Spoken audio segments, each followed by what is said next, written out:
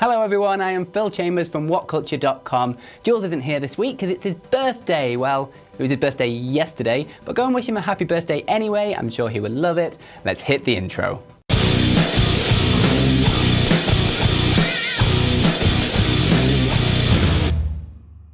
Vince McMahon is a weird guy. You know, every now and then we get one of those Vince's crazy stories, like he once had a burrito without actually knowing what a burrito was. He once went up to a released Jimmy Wang Yang when he was backstage visiting some friends and asked him to go over some match points with Shawn Michaels, clearly thinking that he was Funaki. And that isn't even satire. Vince McMahon once confused Michael Tarver for Shelton Benjamin and his daughter for a business genius.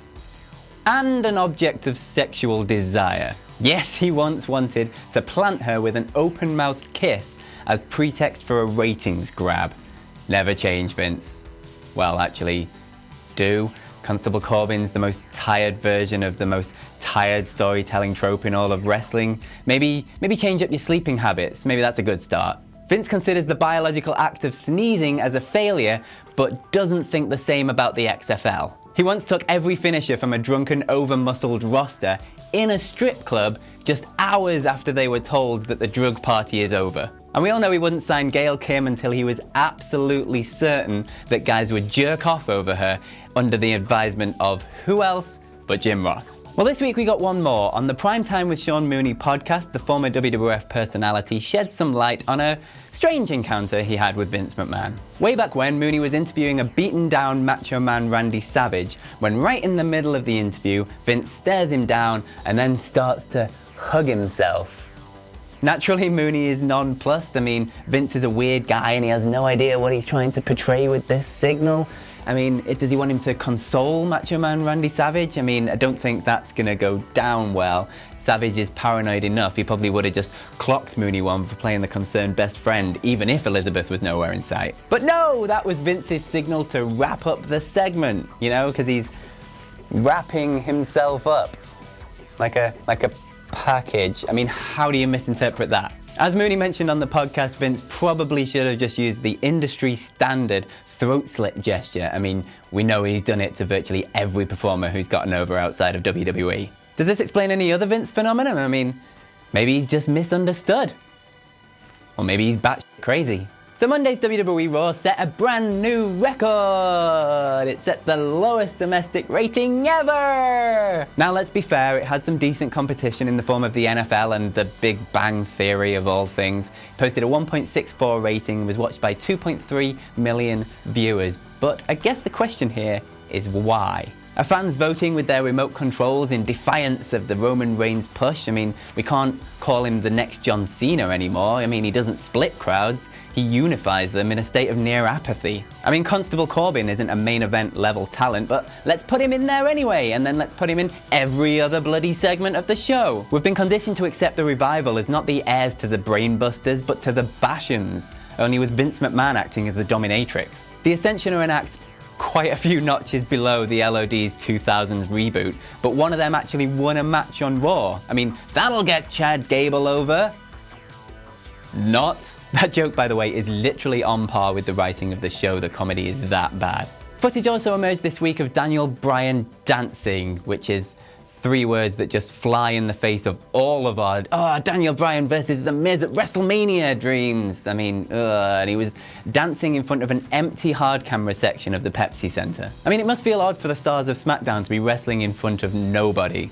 Although, I guess they wrestled for an audience of 1 in Vince McMahon, so a smattering of people in the front row will seem like WrestleMania to them. Okay, so we were never gonna get through this show without talking about Brie Bella, who found herself in a bit of a storm this week after concussing Liv Morgan with some quite reckless kicks to the face. We've seen the yes kicks, we've seen the it kicks, and now we've seen Brie Bella, of all people, go full-on Shibata face kicks. Now, the insane thing here isn't that Brie kicked Liv in the face. I mean, wrestling is essentially a live, inherently dangerous stunt show that's performed by men and women who are just on exhausting schedules. I'm not going to be one of those people that throw shade at Brie Bella for an accident. These things do and will happen again. Now, what is insane is the frankly dangerous way in which it was handled and then the resulting kind of mess that became of the match. It's the systematic negligence that is the more concerning issue. I mean, WWE's overproduction and reliance on formulaic match layouts kind of require all talent, irrespective of their actual talent or their characters or personas, to do the same moves. WWE has for years now taught its talent kind of for the test, if that makes sense, in that it's the result that's more important than the actual knowledge behind it. And that's why Brie immediately dragged Liv by the neck as soon as it happened. She's conditioned just to get to the next spot in a game of dot to dots. She did the best she could in a world where improvisation really isn't encouraged. It's the senior heads and medical personnel that just failed to act immediately and allowed Liv to carry on with the match. That's the issue here. Okay, on to something a little bit lighter, and it's a botch that we can actually laugh at.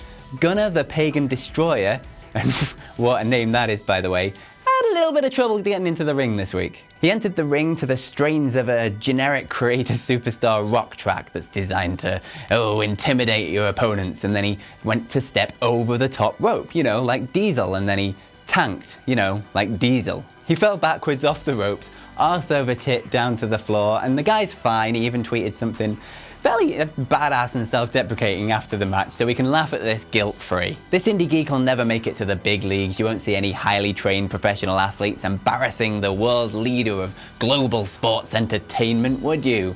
Not like Jinder Mahal or Brie Bella or Titus O'Neil or John Cena or Sin Cara or... Anyway, the link is in the description if you want to have a watch, and Gunnar the Pagan Destroyer for the name and for the terrible way in which you entered the ring. Are you having a giraffe? Look at him, Phil. Andy Murray, my most hated of all the nemesises that I have. Look at him. Drinking water, stealing my gimmick, being bold. I hate him, and so that's why you're gonna take this and you're gonna shoot him. With this? It's the best that we could afford on our limited budget, and I lost the original. You sure? I'm sure you can edit it to make it work, but look at him. God, all you've got to do is shoot that deep-fried who thinks he's too good for which this. One? The guy who makes me feel worried. Remember them? That was a gimmick? Yeah, all you've got to do is shoot that big, bold bastard who walks around like he owns the place, constantly thinking he's better than everyone. All you've got to do is shoot that guy who reflects those things. Are you ready? Yeah? Do it! That's Phil! Are you having a giraffe? Oh, and while we're on the subject of the indie scene, the guys down at Rise Underground Pro Wrestling put on a match inside a bloody McDonald's. I mean, it featured such luminaries as Big Joe and Big Dave. I mean, they all sound like Leisure Centre no-marks until you realise that Michael Cole says the words Big Dog at least 5 times on Raw every week. Finally, at Destruction in Kobe, Gado sent a seismic shock through the New Japan Pro Wrestling landscape. For 6 years, the man championed Kazuchika Okada on his journey from the racist TNA caricature to rainmaking playboy to a kind of improbable IWGP heavyweight champion to, well, pretty much the goddamn greatest professional wrestler in the world. He shouted, "Come on, Rainmaker," as if New Japan's very existence depended on him supplanting Hiroshi Tanahashi as the top star in the company. And in a neat meta touch, it kind of did, as Tanahashi's wear and tears crept up on him and meant he's had to miss stretches of action in this amazing twilight section of his career. For those of you unaware of what's going on in the East, imagine what Vince McMahon must do every time Roman Reigns jerks his own arm off in the ring. That's close to the conviction that Gado's put into this man. After all this time, Okada's almost transcended Ace's status as the most dominant force in the history of the company.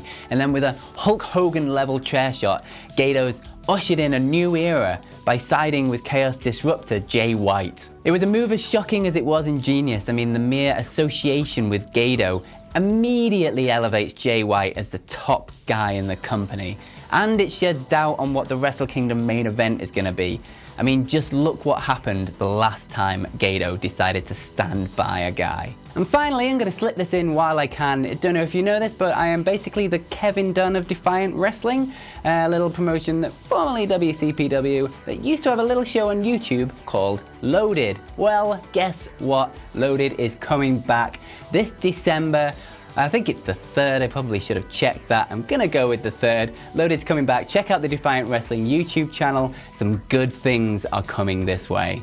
And that's your lot. Thank you so much for joining me. Jules will be back next week, but in the meantime, you can follow me on Twitter at FillMyChambers. A huge thank you to Michael Sidgwick for helping me through this week. And to all of you, just have a bloody good weekend. Thank you very much, and goodbye.